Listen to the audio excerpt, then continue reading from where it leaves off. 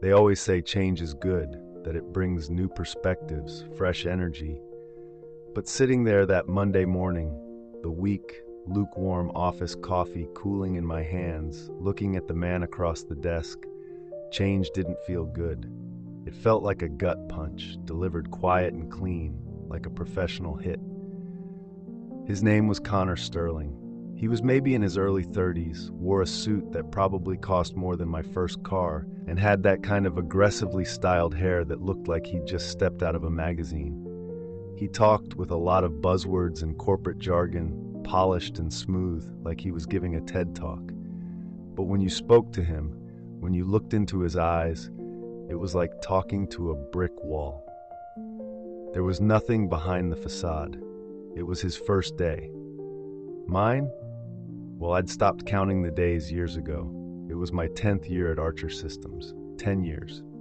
10 years of early mornings when the sun hadn't even thought about rising, late nights fueled by stale pizza and vending machine coffee, skipped vacations because a critical system needed patching, quiet successes fixing problems no one else could even diagnose. I wasn't looking for a parade or a medal. I just wanted respect. To be seen as more than just a cog, especially after dedicating a decade of my life, my energy, my mind to this place. And now, Connor Sterling, this man I'd met maybe 5 minutes before, was leaning back in the executive chair that wasn't even warm from his own body heat yet, his lips curled into a smug corporate smile. He looked like he'd practiced that exact pose, steepling his fingers just so, maybe in front of a mirror.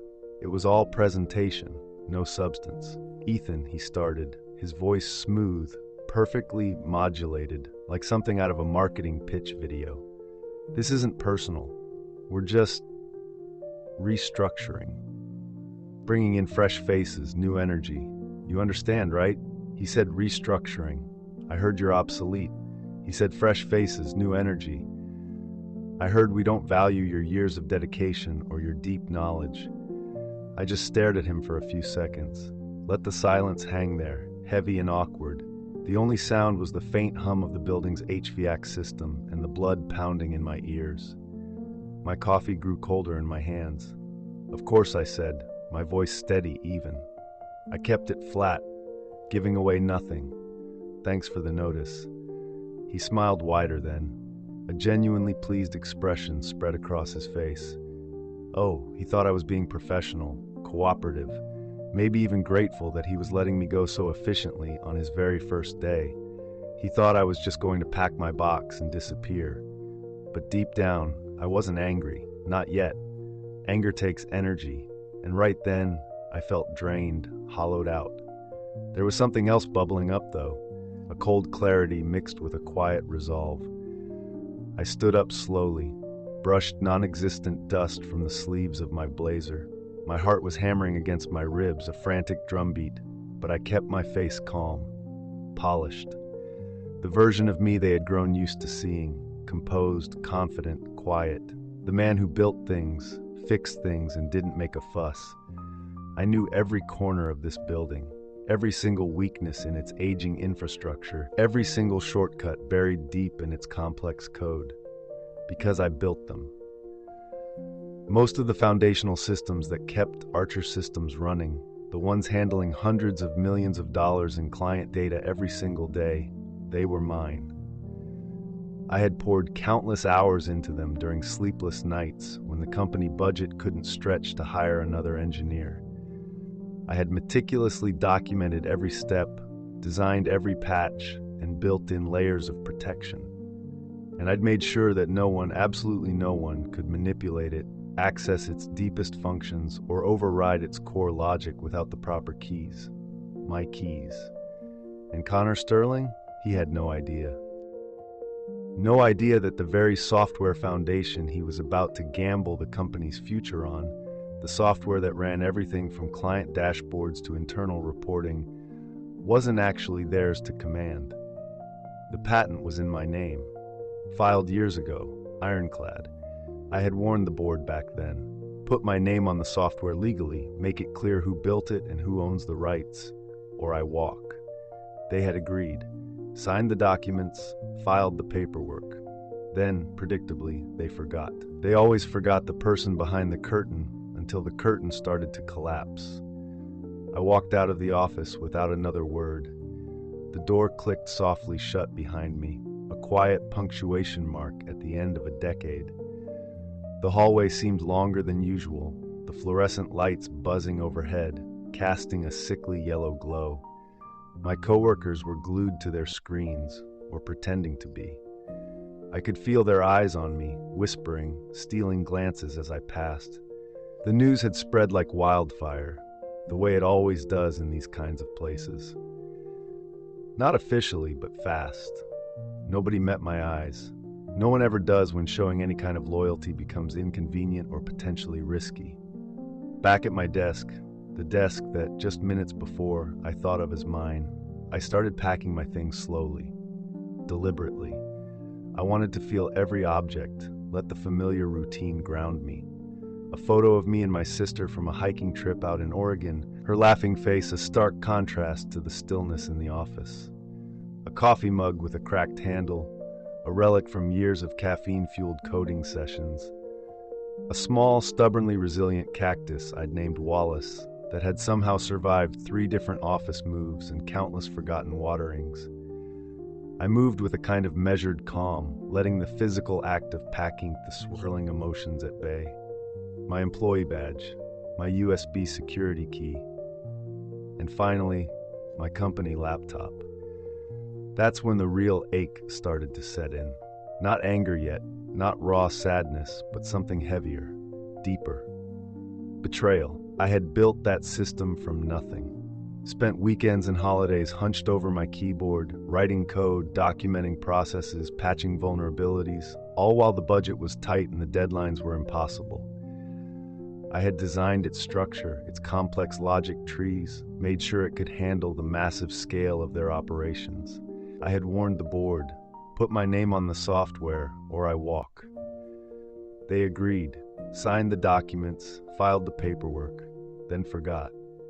They always forgot the person behind the curtain until the curtain collapses. And Connor Sterling, bless his perfectly gelled hair, had just pulled the main support wire. By the time I got home, the full weight of the day pressed down on me. I changed out of my work clothes, pulling on sweatpants that felt like a comfort blanket. I sat at my kitchen counter, the setting sun casting long shadows across the room. I opened my laptop, the screen blinking blankly, waiting for input. I expected tears, maybe a wave of despair, but instead a slow, cold clarity washed over me, like ice water clearing my head. Connor Sterling had made a mistake, a massive company-ending mistake.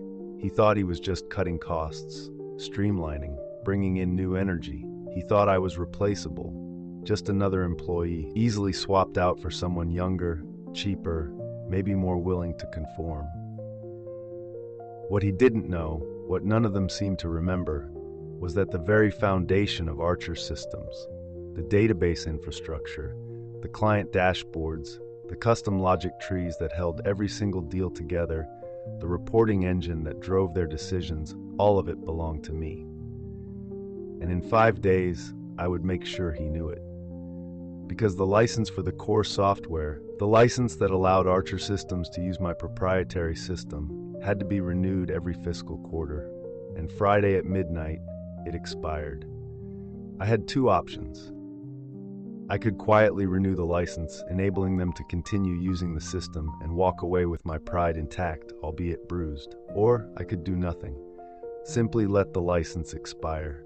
Let the software revert to its restricted mode, a locked system, inaccessible, non-functional, unless you had the private key. My key. This wasn't about sabotage. This wasn't hacking. This was just business. Their game, apparently, but on my terms now. My rules. I brewed a cup of tea, the warmth spreading through my hands, a small comfort. I sipped it slowly, my mind racing, calculating every angle. If they wanted to save themselves, if they wanted to avoid utter collapse, they wouldn't just have to come back asking for my job. They'd have to come back asking for permission. Permission to keep their company running.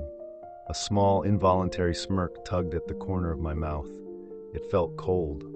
almost predatory, not unlike the smirk Connor had worn just hours earlier.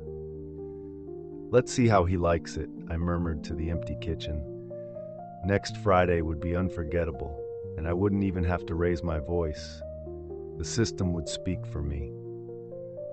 Tuesday morning arrived like any other morning in the city, but the air inside the Archer Systems building felt different. Too quiet, too aware. Everyone seemed to be holding their breath. I walked in through the main doors, just like I had every day for the past 10 years. Nobody stopped me. Of course they didn't. Human Resources hadn't processed my termination paperwork yet. Corporate bureaucracy takes time, even when someone is supposedly being ushered out quickly. Until that paperwork was finalized, I was still technically an employee. Still expected to show up, still expected to be professional, still expected to smile. I did smile, but it wasn't the easy, comfortable smile they were used to. This one felt sharper, like broken glass. Connor Sterling's office door was closed. Probably busy, I thought, adjusting his fancy chair, hanging his framed degrees on the wall, pretending he understood the business he had just inherited the keys to. He had no idea I was already preparing the slow, silent collapse of his perfect little first week. 5 days. That's all they had left. I reached my desk, or rather, the desk I used to call mine. A young woman was sitting there, fresh out of grad school by the look of her wide, slightly nervous eyes and the way her fingers fidgeted with a pen. She stood up quickly when she saw me, her face flushing a little. "Oh, I'm so sorry," she stammered. "I didn't know you'd be coming in." I smiled politely again. A different smile this time, softer, more genuine, at least towards her. "No worries," I said. "Transition period. I'm here to help you get acquainted with the system." Her name was Sarah Miller. She was the one they had hired to replace me, though she didn't know the full story yet. She gave me a tight, embarrassed smile as I pulled up a spare chair next to her workstation. I began explaining the system, the user interface, the underlying code-based structure, how the client dashboards pulled data and processed it. She asked good questions, smart, thoughtful questions that showed she had a sharp mind and solid training. But I could tell it was overwhelming her. The system was complex. Purposefully complex, yes, but not out of spite, out of necessity. Archer Systems managed hundreds of millions of dollars in client data, sensitive financial information, critical reports. There were no simple shortcuts if you wanted it to be secure, reliable, and powerful. Every corner of the architecture required precision, depth, experience, none of which Connor Sterling had, and none of which Sarah, talented as she might be, could possibly fake or pick up in a few days. As the hours passed, I kept my tone even, my manner calm and patient. I wasn't cruel. I didn't want to sabotage her. She wasn't the problem. She was just a symptom of a deeper sickness in this industry. The arrogant assumption that value could be quantified solely by salary and seniority, that experience could be downloaded like a software update, that loyalty was interchangeable. But some things can't be replaced. Some people shouldn't be replaced. At noon, I left the office and walked to a cafe across the street. I found a table by the window, the weak afternoon sun streaming in, and opened my laptop. I pulled up the original patent files, the ones I'd kept saved in encrypted cloud storage for years, a quiet insurance policy I never thought I'd actually cash in. I reread every line, slowly, carefully, just to be absolutely sure. Everything was airtight. All rights, including derivative systems and extensions, remain the sole property of the original architect unless expressly transferred through a written and signed agreement. There was no such agreement. Archer Systems never thought they'd need one. They assumed because I built it for them, using their resources and in their building, it was theirs. That was their first critical mistake. I sipped my coffee, opened a second tab, and began drafting the formal revocation notice. Calm, legal, effective. It wouldn't lock them out entirely, not at first. It would revert their systems to an evaluation mode. restricted access, limited functionality, just enough to paralyze them. Just enough to remind them exactly who I was and what I had built. Just enough to make them remember my name. I didn't send it yet. Not today. The timing had to be perfect. The license expired at 11:59 p.m. Friday. If I submitted the formal revocation notice Friday morning, say around 6 a.m., it would trigger the automatic reversion process by close of business, right when their biggest weekly reports were due. Right when major clients would be logging in to access updated dashboards and run critical analyses. The fallout would be instant, systemic, and untraceable back to any malicious action on my part. It would look like a technical failure, a licensing issue they had somehow overlooked. I closed the laptop and leaned back in my chair. My eyes drifted towards the window, across the street to the glass facade of Archer Systems. I saw Connor Sterling stepping out of the building, phone pressed to his ear. He laughed at something, loud and confident, completely unaware. He had no clue the company he was now leading was balanced precariously on a high wire, and that the wire was mine, and that I could cut it anytime I wanted. Back upstairs, Sarah was waiting for me. She looked stressed, trying to troubleshoot a minor bug in the analytics module.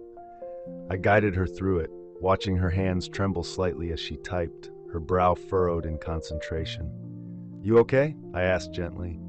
She nodded, though her expression didn't clear. "Yeah, just a lot to take in. They told me the system was simple." I gave a short, humorless laugh. They always do. She paused, looking up from her screen, her eyes searching mine. "Why are you helping me?" I met her gaze directly. "Because it's not your fault," I said, and I meant it. I had no bitterness towards her. She was just trying to do her job, stepping into a role she couldn't possibly understand the complexities of. My war wasn't with the innocent. It was with the arrogant. With the people who thought power meant you could discard the very foundation of your success and still stand tall. By 5:30 p.m., I gathered the few personal items I'd brought back to the office. My phone, my wallet. I didn't need to take anything else with me. They were already standing on my work, using my foundation. The question wasn't if they would fall now. It was how loud the crash would be, and whether anyone would figure out what was happening before it was too late. By Wednesday, the air in the office had changed again. It wasn't just quiet now. It was tense, heavy. Subtle at first, like the first faint tremor before an earthquake. Whispers behind closed doors. Longer than usual meetings where people emerged with worried expressions. A flurry of emails flying back and forth with subject lines that caught my eye. Urgent, dashboard delay, client login timeout, system authentication error. I recognized the signs immediately. The system wasn't crashing yet, not fully, but it was starting to cough, to stumble, like an engine that had been pushed far too hard for far too long without ever being serviced. I knew exactly why. The evaluation period warning was starting to surface. Sarah approached me late that morning. Her brow was furrowed deep, frustration etched all over her face. She was holding a sticky note with a few hastily scribbled client IDs. "Ethan," she said, her voice tight. "3 different users are locked out of the analytics dashboard, and the system is throwing an authentication error when I try to reset their access. I followed the steps you showed me yesterday, but it's not working." She was doing her best. I could see that. She was smart, clearly capable. But the system wasn't built for beginners. It had layers upon layers of protections, conditional structures, fail-safes that even experienced engineers had to unravel like complex puzzles. "It'll take a look," I said calmly. I pulled my chair closer to hers, and together we sat at the desk. The problem wasn't in the code she was trying to access. It was in the license. The expiration date had begun a soft countdown. Quiet, yes, but visible if you knew where to look. Deep in the back-end logs, a warning message was embedded. Evaluation period ending in 2 days. Renew license or expect restricted access. The system was simply obeying its instructions. Instructions I had built in years ago, anticipating this exact scenario, perhaps subconsciously. Everything was unfolding exactly as I designed it, and no one, certainly not Connor Sterling, had any idea what was truly coming. At 2 p.m., the office held its usual all-hands meeting in the big glass-walled conference room overlooking the city. Connor stood at the head of the polished table, trying to project the image of a man still in control. His tone was cheerful, almost unnaturally so. I could tell it was forced, too upbeat, too polished. "I just want to say," he began, clasping his hands together in that practiced gesture, "I'm really proud of how everyone's adapting." He paused, scanning the room, his eyes flicking over mine without lingering. "I know transitions can be tough, but I'm confident that this team, especially with fresh talent like Sarah joining us, is moving in the right direction." There it was again, the casual dismissal of experience, the glorification of new blood, as if loyalty and deep, hard-earned knowledge were somehow liabilities instead of assets, as if bringing in someone green could magically replace the years I had invested. I said nothing, just watched him. My face remained neutral. "Any questions before we wrap up?" Connor asked, his smile fixed in place. There was a brief, uncomfortable pause. Then David Chen from the IT department, a good guy I'd worked alongside for years, cautiously raised his hand. "Yeah, actually," David said, his voice hesitant. "Some clients have been experiencing login delays and reporting partial outages on their dashboards. We're looking into it, but it's been tough to trace." Connor didn't flinch, didn't even blink, just kept that fixed smile. "Just growing pains," he said with a dismissive wave of his hand. "We'll sort it out. Growing pains?" I nearly laughed out loud. That was his answer? A multi-million-dollar company's core systems were starting to fail, and his response was growing pains? It was astounding in its ignorance. No one else said anything. The meeting ended in an awkward silence, employees exchanging side glances as they returned to their desks. David passed me on his way out. His shoulders slumped and muttered under his breath, "It's getting worse." "I know," I replied softly. Back at my temporary station, I opened a terminal window, ran a passive diagnostic, not to fix anything, just to watch. The system was still functional, yes, but the errors were escalating faster now, minor things becoming more frequent. Refresh lag on client dashboards, API call failures interrupting data flow, intermittent timeouts kicking users out. But the real collapse, the total lockdown, that would come Friday. These were just the tremors before the quake. I could have warned them. I could have walked over to Connor's office and told him, "Check the licensing agreement for the core framework. It expires Friday. That's your problem." But I didn't. I had warned them years ago. They chose to forget. They chose arrogance over respect. They chose to discard the person who built the very system they were relying on. Now they could deal with the consequences. That evening, as I walked out of the building precisely at 5 p.m., no overtime, no lingering, no false sense of obligation, I saw Connor in the lobby. He was on his phone talking animatedly, but his voice wasn't smooth and confident anymore. It was tight, tinged with frustration. Not panic yet, but the tension was palpable, wrapped around him like a suffocating cloak. He glanced at me as I passed, gave me a curt nod, a perfunctory gesture.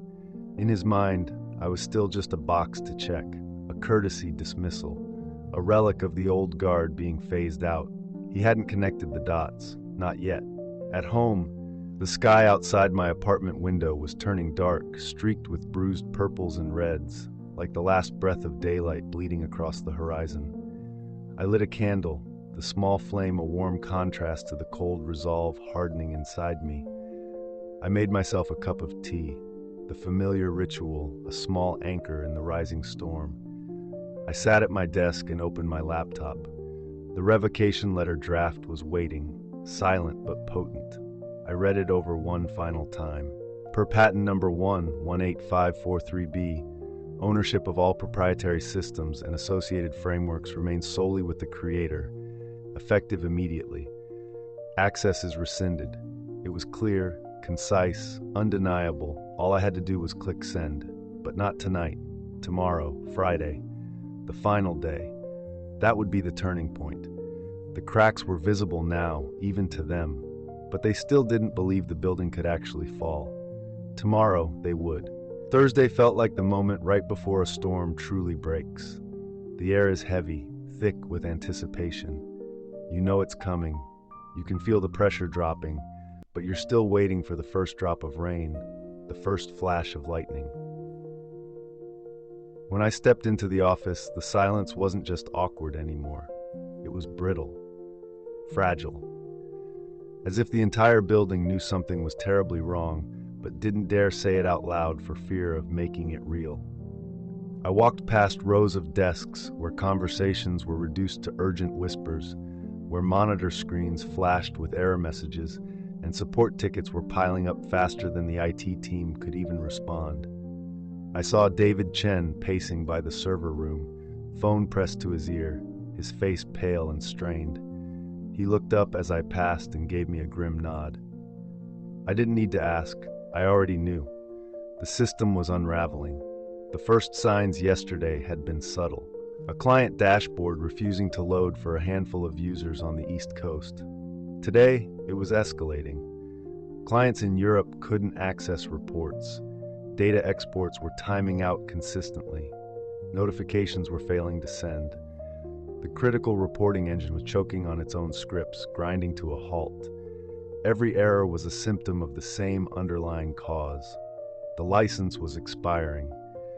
And by now, the system wasn't just hinting at it in the logs. It was loudly reminding them. Back at my temporary station, I logged in and quietly observed the logs, not interacting, just watching. Warnings filled the screen, scrolling by faster and faster. Alert, license status expiring in 14 hours. Warning, access to key modules will be restricted at 11:59 p.m. ST. Error, licensing API authentication failed. Invalid renewal token. Still, no one had come to me. Not Connor, not HR, not even a desperate call from one of the board members. They were scrambling behind closed doors, no doubt, pointing fingers, trying to find someone to blame, trying to patch something they didn't understand. I imagined Connor Sterling sitting in his office, face red, furiously Googling phrases like software licensing crisis or how to bypass core system authentication. Meanwhile, poor Sarah was likely quietly panicking under the pressure she never signed up for, trying to troubleshoot errors rooted in a problem far beyond her access or training. It would have been almost funny in its predictability if the stakes weren't so high. By noon, the first major escalation came through. One of their largest clients, a significant financial firm in Chicago, couldn't access their critical quarterly analytics dashboard. Their chief operating officer personally emailed Connor and CC'd not one, not two, but 3 board members. Connor stormed out of his office a few minutes later. His face was flushed, tie loosened, looking utterly undone. His smooth facade had completely cracked. "Where's Ethan?" he barked, scanning the room wildly. I stood up calmly from my desk. "Right here." He approached fast, like a man who had suddenly realized the small, ignorable fire he'd seen flickering in the distance had just reached his front door. "Have you been seeing these issues?" he demanded, his voice strained, losing its practiced modulation. Why didn't anyone tell me this was happening? I tilted my head slightly, kept my voice low and even. "People have been talking about it for 2 days, Connor. David flagged it specifically in the meeting yesterday." He blinked. For a moment, I saw it. Real, raw fear flickering in his eyes. A crack in that confident, arrogant exterior. "Can you fix it?" he asked, his voice dropping, trying desperately to sound in control again. I paused, not because I didn't have an answer, but because I wanted the silence to settle around him. I wanted him to feel what it was like to wait, to be vulnerable, to be completely reliant on someone else's knowledge and potential mercy. "That depends," I said finally. "On what?" he asked quickly. "On whether you still think I'm replaceable." His mouth opened, closed. No reply came out. The silence stretched, thick and heavy. I returned to my seat. "He'll be here until the end of the day," I said, my voice neutral, as agreed. After that, I'm no longer under contract. Connor stood there for a second longer, utterly motionless. Then, like a deflating balloon, he retreated back into his office, pulling the door shut behind him, though I doubt it offered him much comfort. The rest of the staff had heard everything. A few people stared openly. Most quickly looked away, pretending to be absorbed in their work, but the air in the room had shifted. The balance had tipped, and they felt it. They knew something fundamental had changed. That evening, I left precisely at 5. No overtime, no courtesy lingering. I walked past Connor's office without a glance.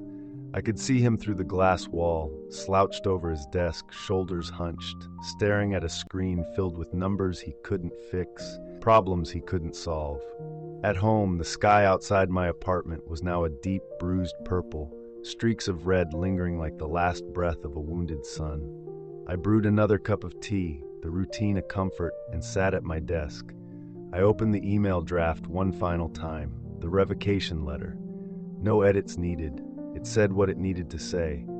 I took a deep breath, and I clicked send. The legal revocation letter was delivered instantly to Archer Systems, to its executive team, to their legal counsel.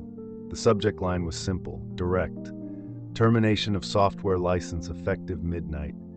I exhaled, a long, slow breath that felt like releasing a weight I hadn't realized I'd been carrying for a decade. It was done. I didn't scream. I didn't punch the air in triumph. I didn't celebrate. I simply shut my laptop and let the weight of 10 years, the late nights, the early mornings, the ignored ideas, the board meetings where my name wasn't even mentioned, roll off my shoulders. Tomorrow would be Friday, and everything they depended on would start slipping through their fingers. Not because I had done anything malicious, not because I had sabotaged anything, but because they had chosen to let go of the one person who had been quietly, reliably holding it all together. Friday, 6:00 a.m. My alarm went off, but I was already wide awake. I'd been up since 5, sitting at my kitchen window, sipping coffee, watching the city stretch awake below me. On the surface, it looked like any other morning. Cars on the street, lights coming on in distant buildings. But I knew better. I knew what was about to unfold in one particular glass tower downtown. I opened my email inbox. A flood of replies had already come in overnight. Frantic legal inquiries, auto-generated server warnings I recognized immediately. A failed, desperate attempt to renew the license sometime in the early hours of the morning. Too late. At exactly 11:59 p.m. the night before, Archer Systems' access to my software had officially expired. It wasn't hacked, it wasn't broken, it was just revoked, clean, legal, final. The moment they opened their eyes today, logged into their systems, they would step into a world without a working foundation. I took a long sip of coffee, the bitterness grounding me. I opened the remote monitoring panel, my quiet little backdoor view into the system's diagnostics. I didn't interfere. I didn't type a single command. I simply watched. 7:32 a.m. system alert. Core modules offline. Error. Authentication server not responding. Alert. Analytics dashboard unavailable. Critical. Client access denied. Invalid license. It had begun. By 8 a.m. my phone buzzed. An incoming call. It was Sarah. I let it ring the first time. On the second call, I answered. "Ethan? Hey, it's happening," she said, her voice laced with fear. "Everything's failing. Client logins, dashboards, internal portals. David's login he's panicking, not first off I realized, for the mess she had been thrown into. Did you check the logs?" I asked calmly. "Yes," she stammered. It says the license is invalid. But how can that?" "I revoked it," I said softly. Silence stretched across the line, a long moment of disbelief. "But why didn't you tell anyone?" she whispered finally. "I did," I replied. "Years ago, just not recently." I paused. "It was never their software, Sarah. They just acted like it was." She didn't respond right away. I could hear the frantic energy in the background of her call. Finally, she just whispered, "Connor's going to freak out."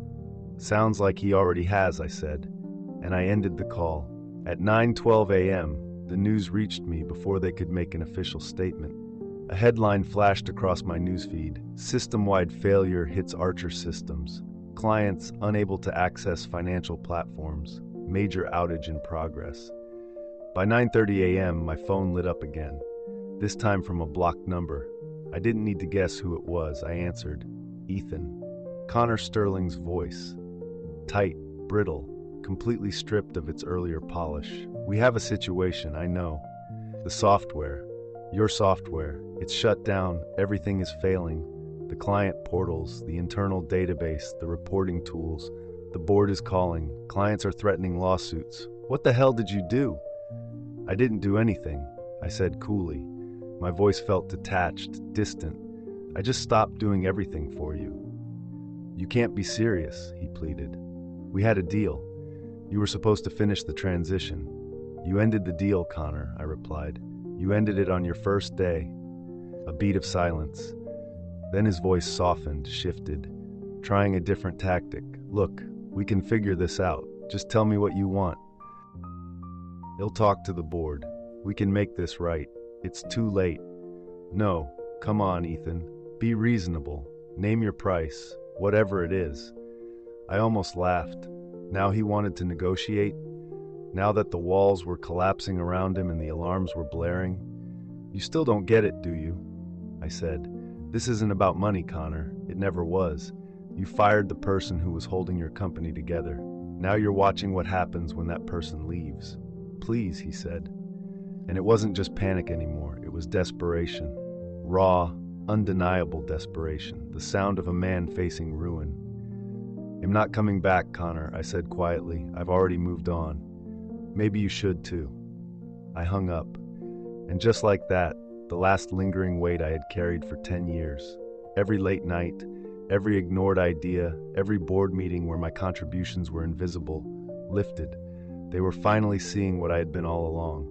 Essential. And they were seeing it too late to do anything about it. By noon, Archer Systems was trending on social media for all the wrong reasons. Headlines screamed, "Clients furious after massive Archer outage." "Internal source confirms licensing failure." "Company in chaos." "Archer Systems stock plummets 19% in morning trading." I refreshed my feed and watched the panic spread across the internet. Investors pulling out, clients demanding answers, former employees posting thinly veiled messages saying, "I told you so." And I did nothing. No interviews, no gloating tweets, no public statements seeking revenge. I didn't need to destroy them. They were doing that all on their own, simply by revealing their own carelessness and lack of foresight. By Friday evening, Archer Systems was in free fall. Their public website had been reduced to a single, generic error message. Support hotlines were flooded and ringing unanswered. News outlets circled like vultures, sensing a corporate collapse. And inside their glass tower, I imagined executives scrambling, trying to rewrite contracts, calm terrified investors, and spin a story no one was buying. Meanwhile, I was sitting on my balcony, legs curled under me, a fresh cup of tea beside me, watching the city skyline flicker into life as the dusk settled. The noise, the chaos, the panic, it all felt so far away now. Like watching a storm roll through a town you no longer lived in. It was happening, yes, but it wasn't my storm anymore.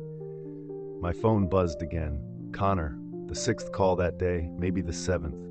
I let it go to voicemail, waited a minute, then played it back. "Ethan, listen." His voice was hoarse now, raspy. Not just desperation, but exhaustion, defeat. "The board, everyone's looking to me for answers, and I don't have any. The software is locked. Legal says there's no way around it without your approval. The clients are threatening legal action. Our stock is tanking. I know I screwed up. I was arrogant. I didn't ask questions. I didn't respect what you built. Please, just call me back." His voice cracked slightly near the end. It wasn't the sound of a man in control. It was the sound of a man who finally truly understood the cost of cutting corners. the cost of discarding the person who built the foundation. I didn't call him back. Because this story wasn't about Connor Sterling anymore. It was about me. About the 10 years I spent giving everything to a company that ultimately saw me as a line item on a spreadsheet. About the mornings I showed up early, the weekends I spent troubleshooting someone else's mistake, the ideas I shared in meetings only to have someone else repeat them louder and take the credit. And now they were left holding a hollow empire, gutted from the inside out by their own blindness. I opened my laptop one last time, checked my inbox, offers, dozens of them, tech firms, venture capitalists, startups, even a few competitors of Archer Systems who were now suddenly very, very interested in the man who had brought a multi-million-dollar company to its knees without raising his voice or breaking a single law. But I wasn't looking for a job. I wasn't looking to step into someone else's structure or build someone else's dream again. So I hit delete. Every offer, every flattering message, every corporate pitch, gone. I didn't need validation from them. I needed vision. My own vision. The next morning, I walked into the sunlit downtown offices of a small but incredibly well-connected venture group. The founder was a woman I'd met years ago at a conference. Someone who remembered my name, remembered my work, even when no one else at Archer Systems seemed to. Eleanor Vance. She greeted me with a warm, genuine smile. "Ethan," she said, shaking my hand firmly. "Word travels fast," I smiled back. "So I've heard." We sat down in her beautiful corner office, sunlight streaming through the windows. She didn't waste time with small talk, so she said, leaning forward slightly, "What do you want to build?" I told her. "Not another bloated, top-down tech firm. No corporate rot eating away at the core. No faceless middle management prioritizing politics over progress. A lean, agile company that prioritized brilliance over bureaucracy. Where creators owned their work. Where engineers had a voice, not just a job description. Where respect wasn't just a buzzword in an HR handbook, it was built into the code itself, built into the culture, built into the foundation." By the time I finished, she just nodded, once, decisively. "We'll fund it," she said, "whatever you need." I shook her hand again, and just like that, I wasn't the man who had been fired on a Monday anymore. I was the man who was writing his own beginning. Back at home, I brewed a fresh pot of coffee, sat at my desk, opened a clean document on my screen. I titled it simply, Foundations. It wasn't just a business plan, it was a blueprint for a new kind of company. One that didn't treat loyalty like a weakness. One that didn't assume quiet dedication meant you were small or insignificant. One that understood the real devastating cost of overlooking the people who built the walls they leaned on. As I typed, shaping the future, my phone buzzed again. One final message. From Connor Sterling. "Ethan, I resigned, effective immediately. I hope you're happy." I stared at the screen for a moment, read the words, then I deleted the message without replying. It wasn't exactly happiness I felt. It was something deeper, more solid, freedom.